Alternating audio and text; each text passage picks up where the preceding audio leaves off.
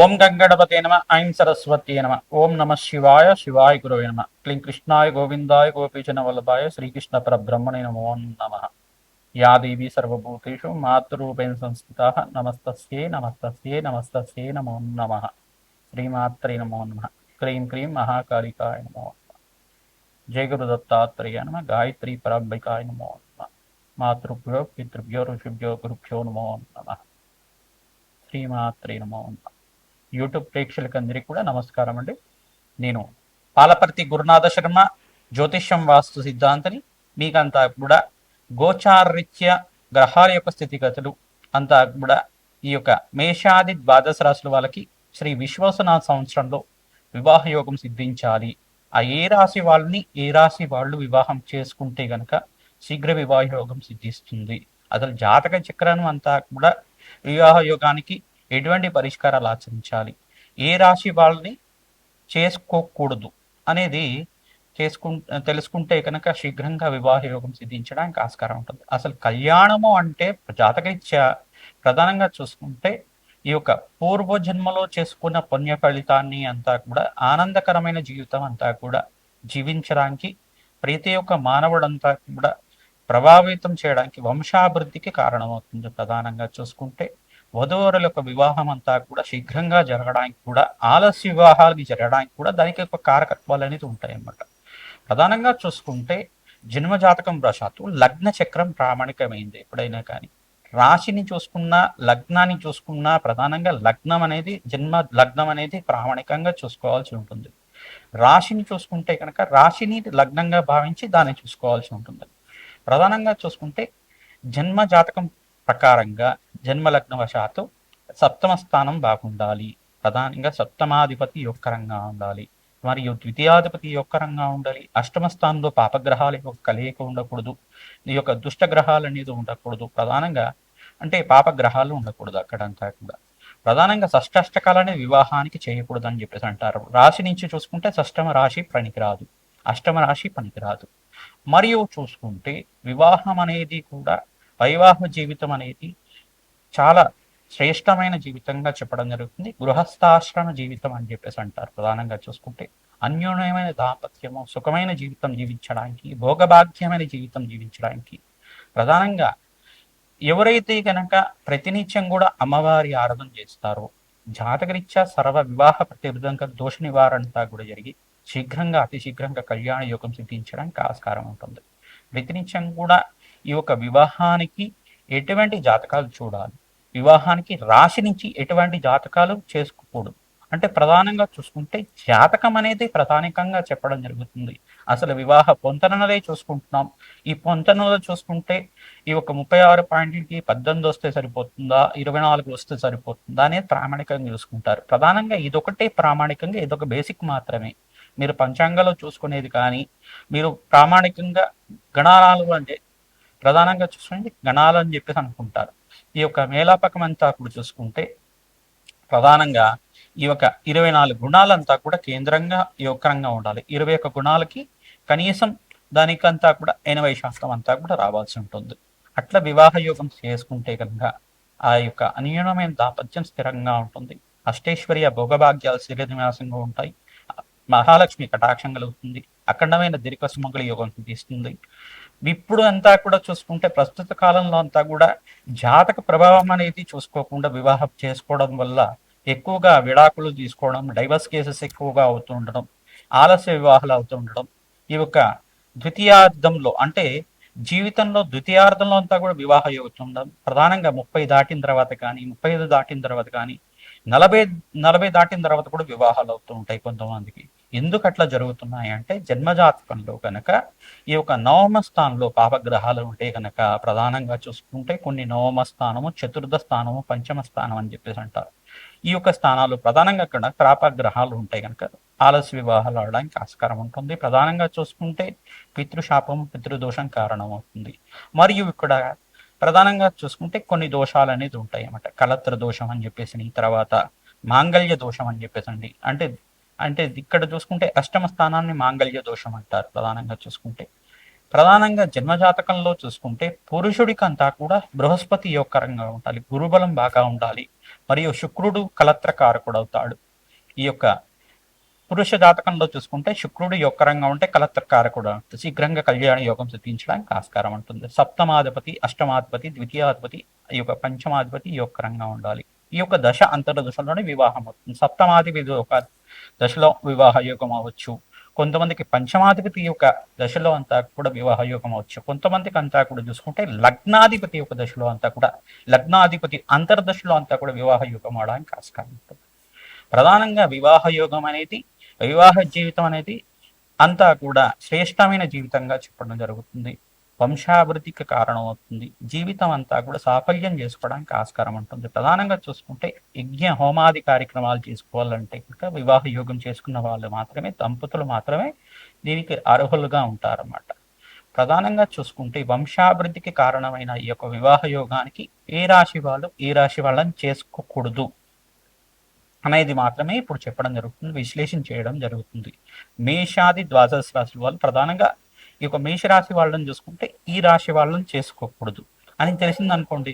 ప్రధానంగా మీకంతా కూడా ఈ ఎటువంటి జాతకాలు చూసుకోవాలి, దీని ప్రామాణికం అంతా కూడా ఏ రకంగా చూసుకోవాలి అనేది విశ్లేషణ చేసుకుంటే కనుక, జన్మ జాతకాన్ని పొంతలను చూసుకుంటే, కంపారిబిలిటీ చూసుకుంటే కనుక అందరికి కూడా తెలుస్తుంది. ప్రధానంగా చూసుకుంటే మీ యొక్క జన్మజాతకాన్ని అంతా కూడా ఈ యొక్క జత చేసి అంతా కూడా చూసుకోవాల్సి ఉంటుంది. వధువరుల జాతకం అంతా కూడా చూసుకొని విశ్లేషణ చేసుకొని ఇద్దరు జాతకాలంతా కూడా చూసిన తర్వాత మాత్రమే వివాహానికి యోగకరంగా ఉంటుంది. ఈ యొక్క ప్రధానంగా మీరంతా కూడా చూసుకొని జాతకాన్ని చూపించుకున్న తర్వాత వివాహానికి అంతా కూడా మీరు చేసుకుంటే గనక ఆ యొక్క దాంపత్యం అంతా కూడా సుఖవంతంగా అష్టేశ్వరి యోగంతో శీఘ్రంగా సంతాన యోగం సిద్ధించడానికి, అన్యూనమైన దాంపత్యం జీవించడానికి, స్థిరకాలం అంతా కూడా ఆ దాంపత్యం స్థిరంగా ఉండడానికి ఆస్కారం ఉంటుంది. ప్రతినిత్యం కూడా మంగళగౌరి దేవి ఆరాధన చేసుకోవడం, సువాసిని అర్చన విధానం చేసుకోవడం, శివపార్వతుల కళ్యాణం ఆచరించడం, సుబ్రహ్మణ్య స్వామి కళ్యాణం ఆచరించడం వల్ల అతి శీఘ్రంగా కళ్యాణ యోగం సిద్ధించడానికి ఆస్కారం ఉంటుంది. మీ జాతకంలో వివాహ యోగం ఎప్పుడవుతుంది, ఏ రకంగా శాంతి పూజలు ఆచరిస్తే కనుక వివాహ యోగం సిద్ధిస్తుంది అనేది మమ్మల్ని సంప్రదిస్తే కనుక మీకు అంతా కూడా విశ్లేషణ చేసి దానికంతా కూడా పరిష్కారం చెప్పడం జరుగుతుంది. శీఘ్రంగా వివాహ యోగం సిద్ధించాలి అని చెప్పేసి అంటే కనుక ప్రతినిత్యం కూడా అమ్మవారికి పసుపు కొమ్ములతో మీరంతా కూడా మాలని వేసుకోవడం అష్టైశ్వర్య యోగం సిద్ధించడానికి ఆస్కారం ఉంటుంది. పసుపు కొమ్ముల మాలంతా కూడా అమ్మవారి మెడలో హారంగా చేసి మీరంతా కూడా ఈ యొక్క అలంకరణ చేసుకుంటే కనుక ప్రతినిత్యం మంగళవారం, గురువారం, శుక్రవారం రోజున ఈ యొక్క పసుపు కొమ్ముల మాలనంతా కూడా హారంలాగా చేసి వేస్తూ ఉంటే కనుక అతి శీఘ్రంగా కళ్యాణ యోగం సిద్ధించడానికి ఆస్కారం ఉంటుంది. ఆడిచిన పసుపుని కానీ ఆడిచిన కుంకుమ కానీ దేవాలయ ప్రాంగణంలో దానంగా ఇస్తూ ఉండాలి. మంగళవారం రోజున కానీ, శుక్రవారం రోజున కానీ, గురువారం రోజున కానీ, ఆదివారం రోజున కానీ ఈ యొక్క పసుపు కుంకుమ అంతా కూడా దానంగా ఇస్తూ ఉండాలి దేవాలయ ప్రాంగణంలో. తద్వారా శీఘ్రంగా కళ్యాణ యోగం సిద్ధించడానికి ఆస్కారం ఉంటుంది. మేషాది ద్వాదశ రాశుల వాళ్ళు వివాహ యోగానికి ఏ రాశుల వాళ్ళని చేసుకోకూడదు అంతా కూడా ఇప్పుడు విశ్లేషణ చేయడం జరుగుతుంది, అంతా కూడా తెలుసుకుందాం. మకర రాశి జాతకులకి ఎటువంటి రాశి అంతా కూడా అంత అనుకూలత కాదు అనేది తెలుసుకోవడం జరుగుతుంది. ఈ 4 రాశి వాళ్ళకి అంత అనుకూలత కాదు, మకర రాశి జాతకులకి ఈ 4 రాశి వాళ్ళు అంత అనుకూలత కాదు అని చెప్పడం జరుగుతుంది. ప్రధానంగా చూసుకుంటే మకర రాశి జాతకులు స్వరాశి అయిన మకర రాశి వాళ్ళని వివాహం చేసుకోకుండా ఉండడం చాలా వరకు మంచిది.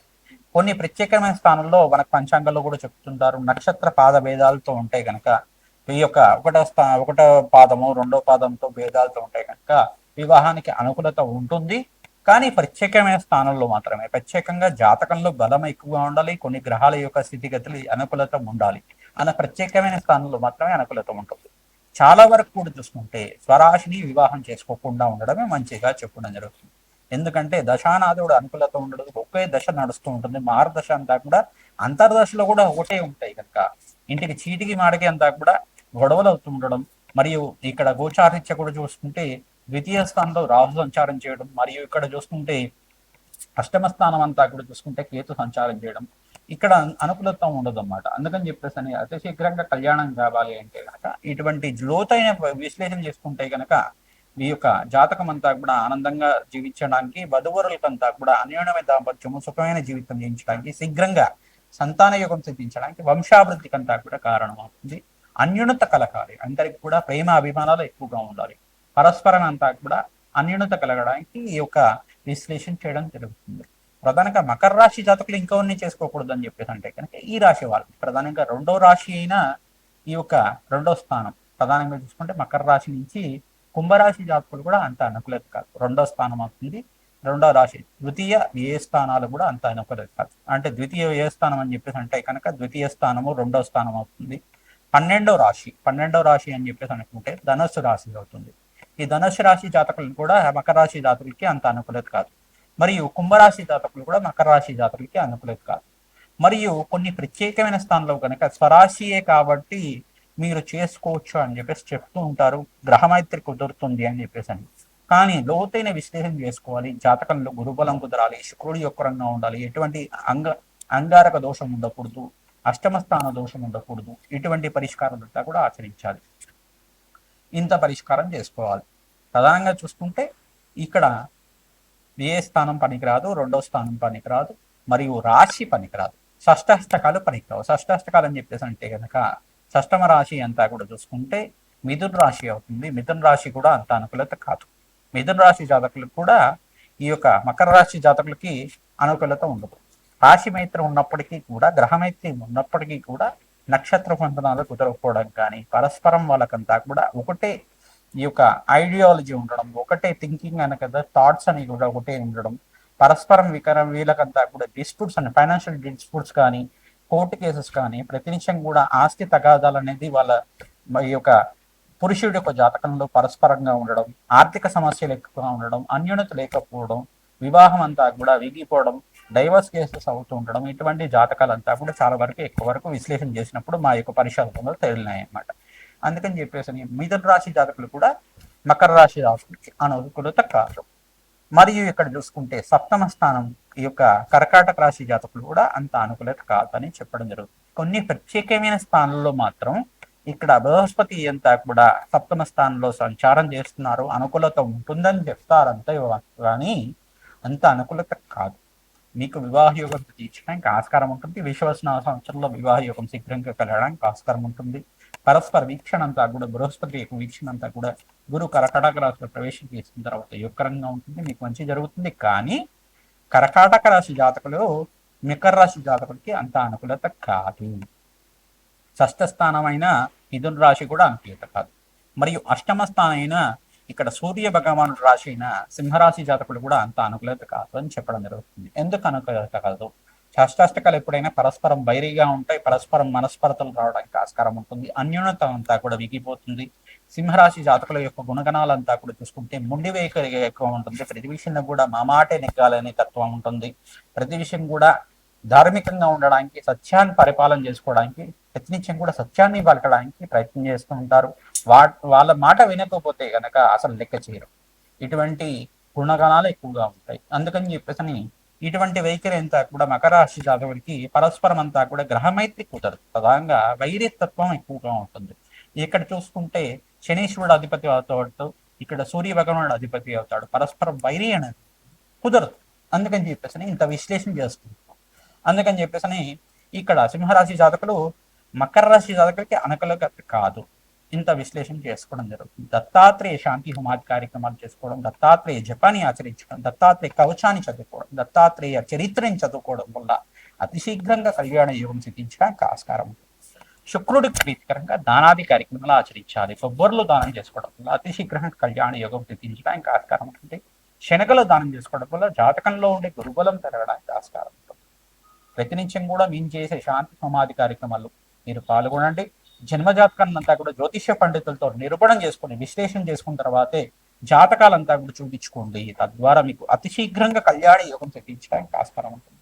శివపార్వతుల కళ్యాణం కానీ, సుబ్రహ్మణ్య శాంతి హోమాది కార్యక్రమాలు కానీ, లక్ష్మీ నరసింహస్వామి శాంతి హోమాది కార్యక్రమాలు కానీ, ఈ యొక్క వెంకటేశ్వర స్వామి వెంకటేశ్వర కళ్యాణం కానీ, ఈ యొక్క ప్రధానంగా చూసుకుంటే లక్ష్మీ కుబేర శాంతి హోమాది కార్యక్రమాలు కానీ, మహాలక్ష్మి మూలమంత్రాన్ని అంతా కూడా జపాన్ని ఆచరించడం వల్ల, మహాలక్ష్మి మూలమంత్రాన్ని అంతా కూడా వేద పండితులతోటి జపాన్ని ఆచరించడం వల్ల అతి శీఘ్రంగా కళ్యాణ యోగం సిద్ధిస్తుంది. జాతకరీత్యా వివాహ ప్రతిబంధకాలంతా కూడా తిరిగిపోతాయి. దీర్ఘ సుమంగళి యోగం సిద్ధిస్తుంది. స్త్రీలంతా కూడా దీర్ఘ సుమంగళి యోగం సిద్ధించాలి. జాతకంలో ఎటువంటి దోషాలు ఉన్నా కూడా పోవాలి ఏంటి అంటే ప్రతినిత్యం కూడా సువాసిని అర్చన విధానం చేసుకోవడం, ప్రతినిత్యం కూడా నిత్య గౌరీ వ్రతాన్ని ఆచరించడం వల్ల మంగళవారం, గురువారం, శుక్రవారం రోజున ప్రతినిత్యం కూడా మంగళగౌరి దేవి పూజ ఆచరించడం, ఒక ముత్తైదుకి తాంబూలం మీద ముత్తైదుల ఆశీర్వాదం తీసుకోవడం వల్ల అతి శీఘ్రంగా కళ్యాణ యోగం సిద్ధించడానికి, దీర్ఘ సుమంగళి యోగం సిద్ధించడానికి ఆస్కారం ఉంటుంది. పువ్వు తాంబూలమో, పండు తాంబూలమో, వస్త్ర సహితంగా ఏదో జాకెట్ తాంబూలం లాంటిది ఏమన్నా, మంచి చీర లాంటి సుగంధ ద్రవ్యాలు, మంచి గాజులు, మంచి ఆ యొక్క వస్తువులంతా కూడా దానం చేయడం వల్ల అతి శీఘ్రంగా కళ్యాణ యోగం సిద్ధిస్తుంది. దానాది కార్యక్రమాలు చేయాలి. గోమాత సేవ చేయడం వల్ల అతి శీఘ్రంగా కళ్యాణ యోగం సిద్ధిస్తుంది. శ్రీమాత్రి నమ, శ్రీమాత్రి నమ, శ్రీమాత్రి.